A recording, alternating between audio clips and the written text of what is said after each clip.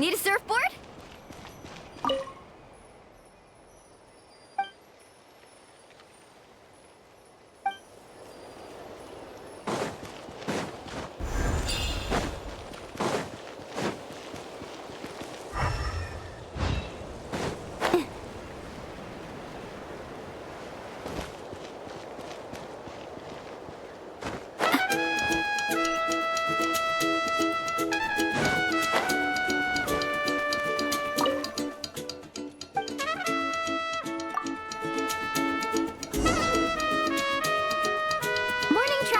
Morning, Paimon. Thought I'd come over and say hi, puffer, floaters, and all. Morning, Milani. How are you so full of energy? Weren't you the one partying the hardest last night? That was last night. I got a good night's sleep, and now I'm good as new. Here, take this. It's your prize for completing the album. I picked yours up, too, to save you the trip. Wow! Thanks, Milani. That was so nice. When it comes to helping people, a good guide always thinks one step ahead, right? Oh, and speaking of work, I guess our vacation's almost over, huh? Probably for the best. If I don't head back soon, I'm worried my little doggy won't even remember me. And after talking to the others, it seems like everyone is just about ready to get back. Some are missing their families. Others are going through dandelion wine withdrawal, I guess. Even Chaska seems to be feeling it. Not that she'd ever admit it, but I have noticed her gazing back towards the Flower Feather clan at night. But summer's not over yet, so I say we squeeze a few more unforgettable moments into the time we've got left. Like another group photo. Hey, how about taking one right here? After all this time, Paimon's grown kind of attached to this place. Great idea! Why don't you spruce up this wall, and I'll go gather the others. See you over at the plaza!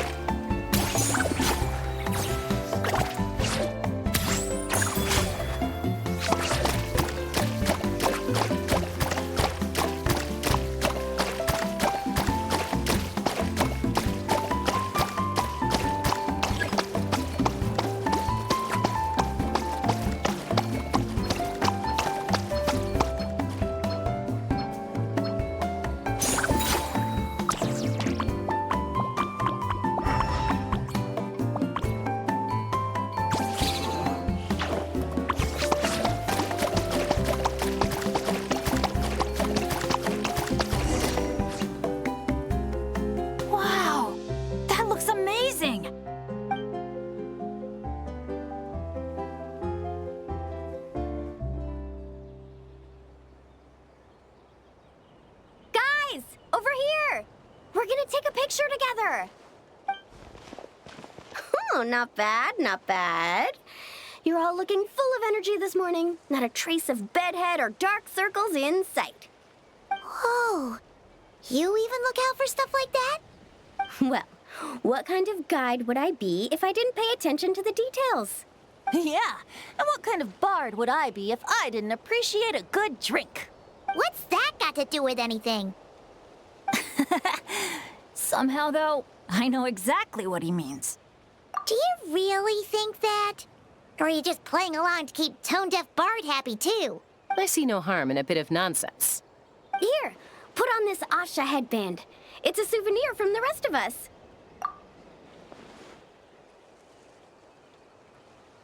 It really suits you. Alrighty then. 3, 2, 1.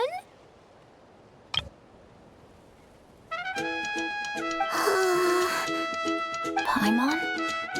Sorry. All that nonsense has got Paimon's head muddled. Her mind's gone completely blank. Don't want it all to end, huh? Are you worried once you say those words, the vacation will officially be over? How the... Paimon thought peacemakers couldn't read people's minds. Oh, Paimon. Don't worry, Paimon. Summer's sure to come again. Just like you said when you made that wish to the Pyro Archon. Even though we'll all be going our separate ways, as long as we cherish each other's friendship, I just know that our paths will cross again. Bennett's becoming quite the talker, huh, Professor Venti? Well, I wouldn't dare take credit for something like that. Your tone would suggest otherwise. Come on! Paimon was just starting to feel inspired! Why don't we just give it another try? Yeah, let's do it all together this time. What should we shout? Sounds good! 3, 2, 1. Lucky Star!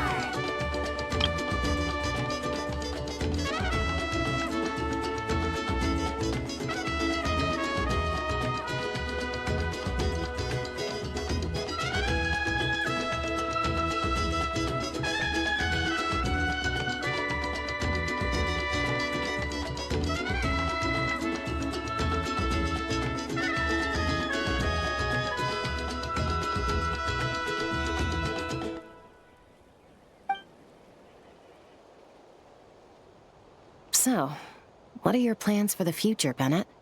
If you're having trouble deciding, you can always park it in the People of the Springs for a bit. Or however long you want, really. Thanks for the kind offer, Mualani.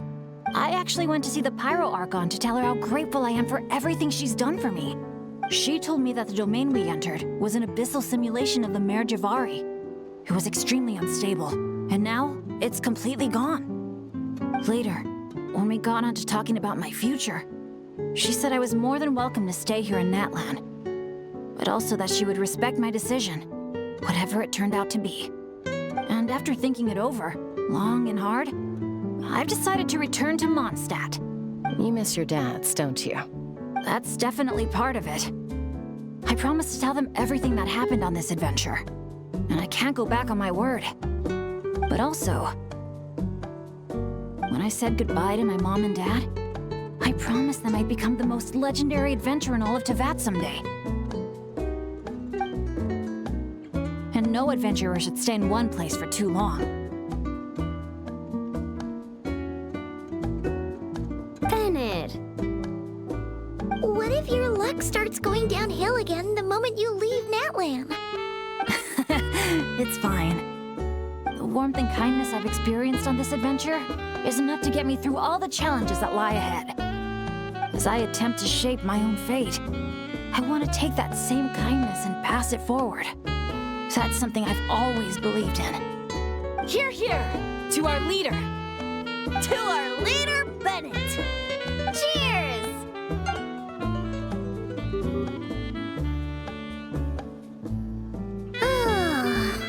This is gonna be another all-nighter, isn't it?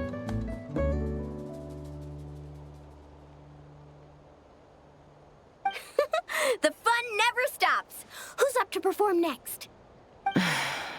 Bennett's almost fallen asleep several times now. No.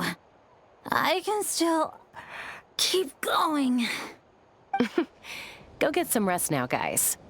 And seeing as you've still got the energy, I'll leave the cleanup to you, Mualani. Huh? Why me? Traveler, Perhaps you could join me for a walk? I know a great spot.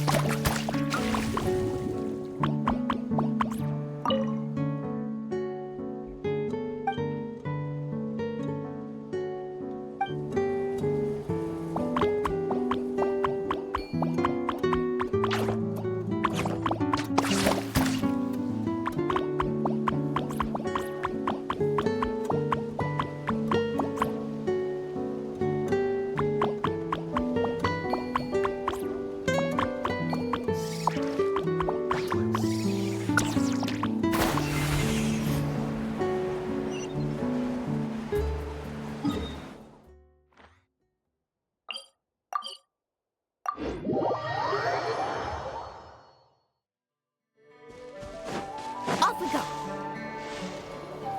You might be tone deaf, but you sure know how to sniff out a good view.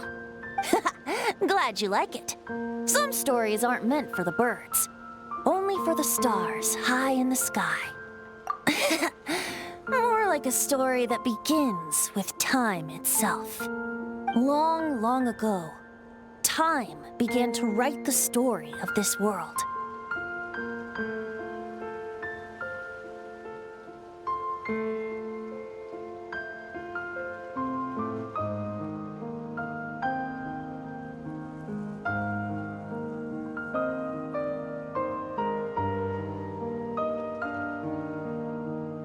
To her, all living beings were equal, both in their value and in significance.